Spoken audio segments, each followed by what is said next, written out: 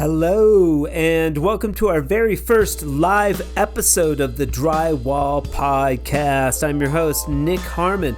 With us today, the not-so-bad boy of drywall, Brad Hanna himself, live and in the flesh from the new CSR location in Barrie, Ontario. I wanted to drop this episode here because currently it only exists on Instagram and it needed to be archived. The folks over at CSR were kind enough to invite Brad and I to get a sneak peek of their new location, and while we were there, we decided to have a chat about some of Brad's experiences in the industry and maybe why he's considered to be such a bad boy on this special live edition of the Drywall Podcast. It's short and sweet. Let's get into it. Hello, everybody out in Instagram, Facebook. Well, this is mostly Instagram world because we're on Instagram here, but I am recording too for the podcast. Nick Harmon, the Drywall Podcast. We have today live. I hope it's not too loud in here. Do you think it's too loud? No. Brad Hanna.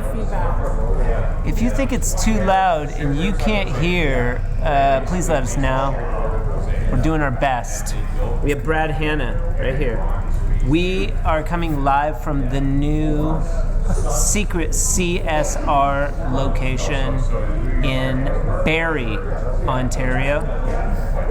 Brad Hanna happens to be from Burlington, Ontario, and it is not where Burlington coats are made.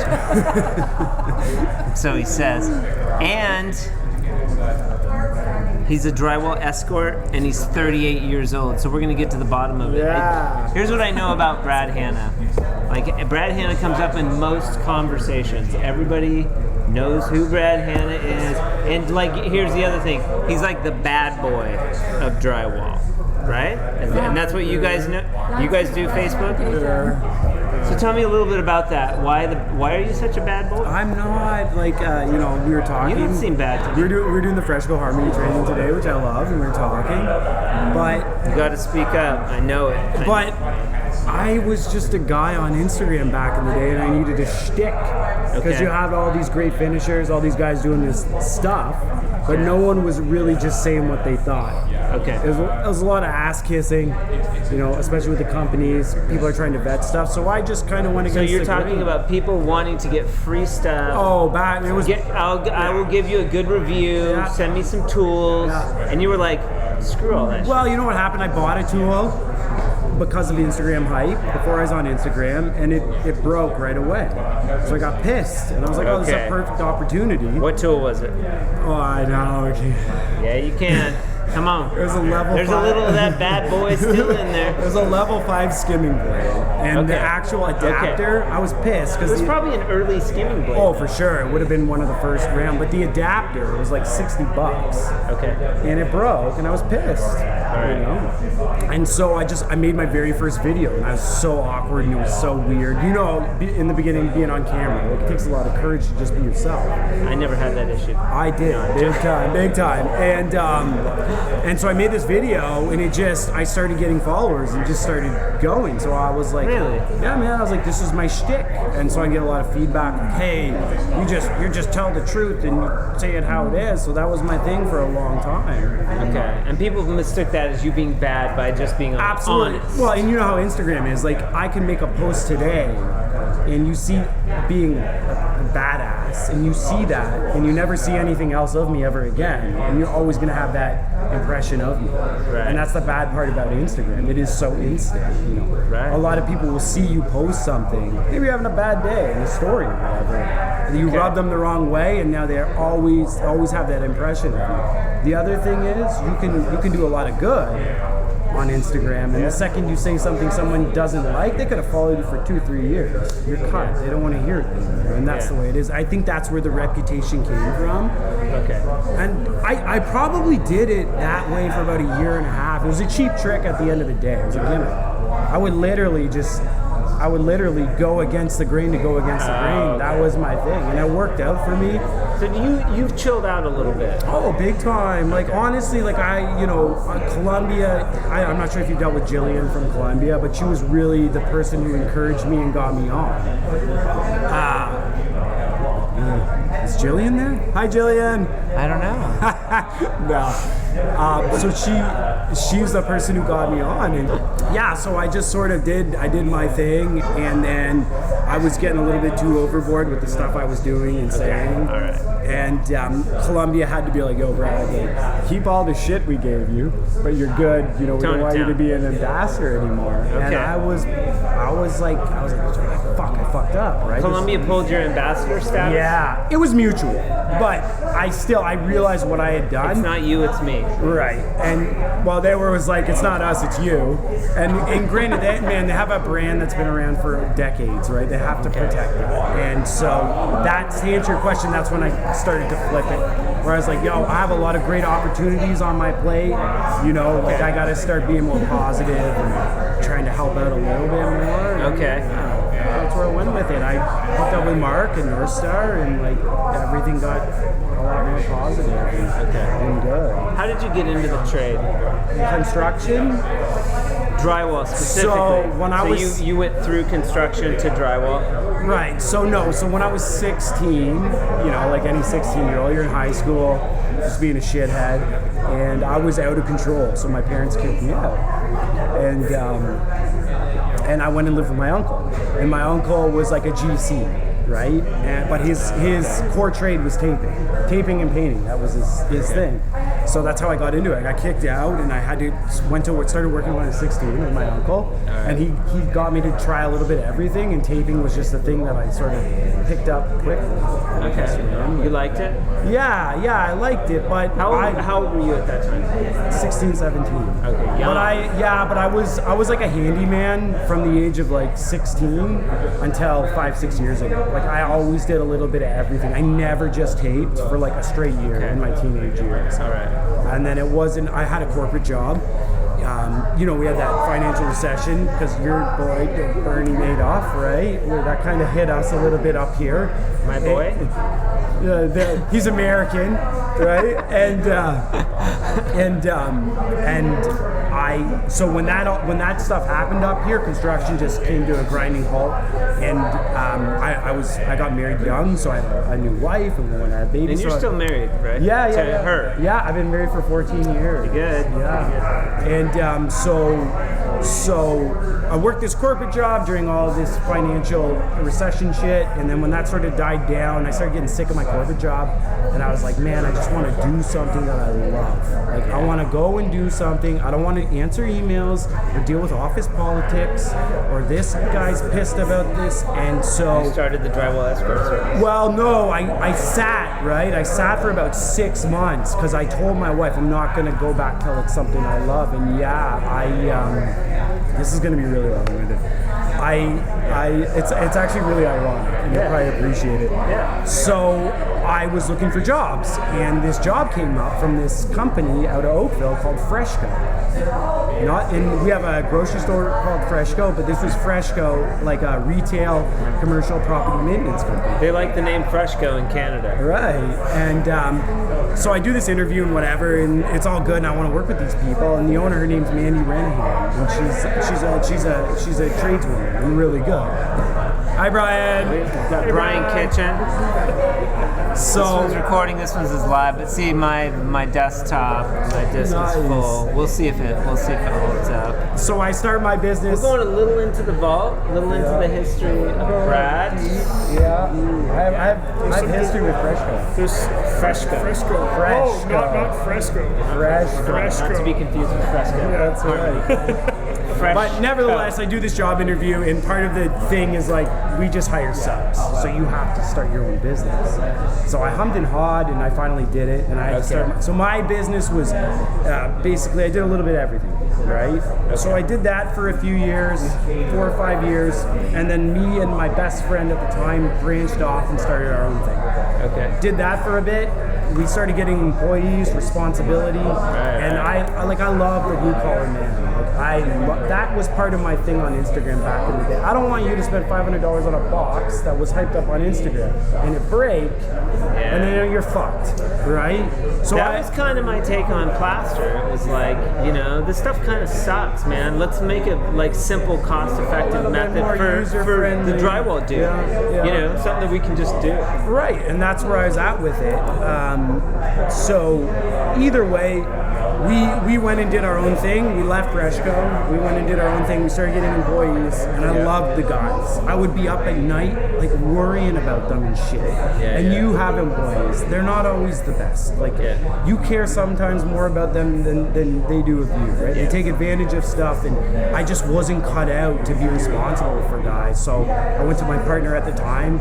I was just like, dude, I can't do it. I'm up at night, I'm grinding my teeth, I'm worrying about these guys, and they treat us like shit, and I just can't do it. Okay. So I left, and that's when I started my drywall escort service. The drywall escort service. The Instagram thing had already kind of kicked off. I became a Columbia brand ambassador around the same time. So I had a window, I had an opportunity. And did you know, because they were climbing on board with Phil. Phil was way before my time. He was before you. Okay. Yeah, and Brian was Brian. Brian was before you. Yeah. And those were Phil. Well, Brian. When I got on, Brian wasn't around. It was Nick. And then Brian came around, and me and Brian have a great friendship. But Phil and Nick, and I would say Brian, those three guys. Inspired the shit out of me to do what I did on Instagram, and I never wanted to disrespect what they had done and jack their style, because a lot of people jack other people's style, right? And I appreciated the shit out of them and did my own thing. And then obviously on the work end, on my craft, it was all the Australian guys. They're good. Man, it was Drywall Gangsters back in the day. They're not as active anymore. They've come up a couple times on the Drywall Podcast. We get mentions about the Drywall Gangsters. But how good they are. There's this one guy, his name's Sam, he's out of Australia, and his account's Flatline Interiors. He's not really that active much anymore, but he was probably the guy where I was like, wow, man, that's art. That's on. He's like the best finisher in the world to me, right? And I just, just tried to go. It was like 3 years ago. Speaking of art, you got to take a hand in a little bit of fresco harmony today. You were taken aback by it. You did not think you would have fun, honestly, and you had fun. Honestly, Nick, I was. Sean's colored mud. You're stupid. I don't want anything to do with it. No. Sean needs a ride. I'll take him. Sean carpooled, and Sean's like, I'm doing the training. Are you doing the training? And I was like, honestly, man, I appreciate what you do. Your passion for drywall, people, and community. So I was like, you know what? I'm gonna do it. And I don't like Venetian plaster. I'm a minimalist. Hey, whoa. We'll cut that out. Like my house is I paint my house white. I don't like textures and shit like that. So I had very low expectations. But it was fun as hell, man. I liked it. You would go back and do a wall. Well, yeah, because it's not as aggressive as like a Venetian plaster. I don't like texture. And so with your product, you can have the look without the texture, right? And I like. What do you mean specifically by texture? Literally, the Venetian plaster we used to do around here like a decade ago had a texture to it. So when we're using like the 10-inch with yours, do like the skip trowel.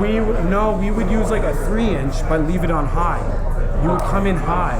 Like, your base coat with Fresco Harmony? The whole thing was like that. And you would seal that too. So if you were to feel the wall, it was actually like textured. Yeah. Okay. So that's like, I don't know. When you talk, just for reference, texture is the bumpiness of the wall. Modeling is like the movement of the look and the finish, right? Like that. So the closest thing we had to a Fresco Harmony product was, and I don't know if you had it down in the States, but Home Depot every once in a while would come out with Ralph Lauren textured with suede. Right, suede. Yeah. And I love the suede. Me and my wife, but it wouldn't remove the texture. That's the problem with the suede. My wife and I, we bought our first place together like 14 years ago, and we did that, and I love that because it's a dumbed down. I don't like the over. If I want marble on my wall, I'll buy fucking marble. Just buy a chunk of marble. It's that simple, And I don't got to deal with anyone in my house doing the bullshit. And I like that. Your product to me is more sandboxy. It's like you know, Yeah. there's Paint by here's numbers, I call it. here's the steps that we recommend you follow to get these finishes, but you can do so much more with it. Do whatever. Like I you said, can make like, a heart. Hey man, Brad made a couple of really interesting hearts today. yeah, They were very artistic. because I went into it. I You was just like, you left the planet and went in. I was like, honestly, my thought process going in was like, fuck this shit. I do not like this shit. I'm just you gonna want to start see making fresco? I'm gonna make a heart. I'm just gonna make sure. But then I really started digging it, man, because I love skimming. Like I skim my butt joints. I run my machine twice and then I skim my butt joints. Okay. And using your product is the exact same way that I skim my butt joints. It's the exact same. Where were the beers during the training class? There's a vending sober machine. Training There's class. a vending machine. There. Sober training class. Brawley's dad, Sean Ramsden, is here. So yeah, man, I really digged it. It was cool. I'm gonna dink around with some of the black stuff in my garage, like I said. There you go. Are you watching on Insta? I thought we were supposed to do this at 2. Yeah, today was a busy day. We had a lot of busy stuff. But either way, we're at the new Berry CSR. The new Secret Berry CSR, and this place is amazing. Yeah. It's like a miniature Home Depot. Sean, It makes the Concord store look ghetto. right here in the middle. Oh yeah. You can sit on my bench. Yeah, we're gonna sit. You gotta get on the. See, I'm 6 feet. So wait, Is that what this is? This is a second location for CSR in Ontario, Yeah. Canada. Yeah. This place is specifically tool oriented. Yeah. Tool oriented. And they have every single trim tech SKU ever made, including stuff that you can't get. They have a lot of fantastic tools here, but Did you know it's, they have it's a still booth on the over down low, right? We're not going to say too much more about it. It's on the DL. Although Brad said I could say whatever I wanted to, but we're going to let these marketing people have their fun. Yeah, we're kind of blowing it a little bit. Anything else that you would like I to love say? God and Jesus, and I'd just like to take this opportunity to bless all of you people. Praise the Lord, and I hope that a lot of you come to God. You have been doing a lot of posts about God and like the streaming and the stories with the God stuff. Yeah. What about you? Do you like God? Everyone likes God. What do you mean? Brad likes God. Canadians enough like for God. both. Canadians like God. If you have questions about this interview, the training that we just did at CSR, the other location, or Brad, Hannah, anything, Sean, Brawley's dad podcast, shout out. Brian Kitchen, shout out. That's a little cameo. If you have questions about Fresco Harmony, anything, you can email me or message me here on Instagram, info@frescoharmony.com. I hope you have a fantastic day. And remember, By Columbia Tools. Whoa! keep drywalling. Yay! I was trying to write live, but it said love. Brad Hannah love. I love God. Brad Hannah love. Already, Josh is like, you savage. By Columbia Tools. Oh, you're just gonna fucking give you a blowjob in My Vegas for thing that is one. always keep drywall. Remember, keep drywall. Can I take a picture with you, Nick? Yeah. Look at, see, there's drywall shorty doing she's wearing a Fresco hat. She's doing the swirl. Buddy, you give her hats, the best investment you'll ever fucking do. Yeah, I was gonna My say. hat has got so much fucking play. That's why everybody probably wants People would that. have to pay big money for that. Special thanks to Brad Hannah for talking with me on this special live episode. I appreciate your time, and I look forward to having a real interview with you on the Drywall Podcast soon. I hope you guys have a fantastic day, and remember, keep drywalling.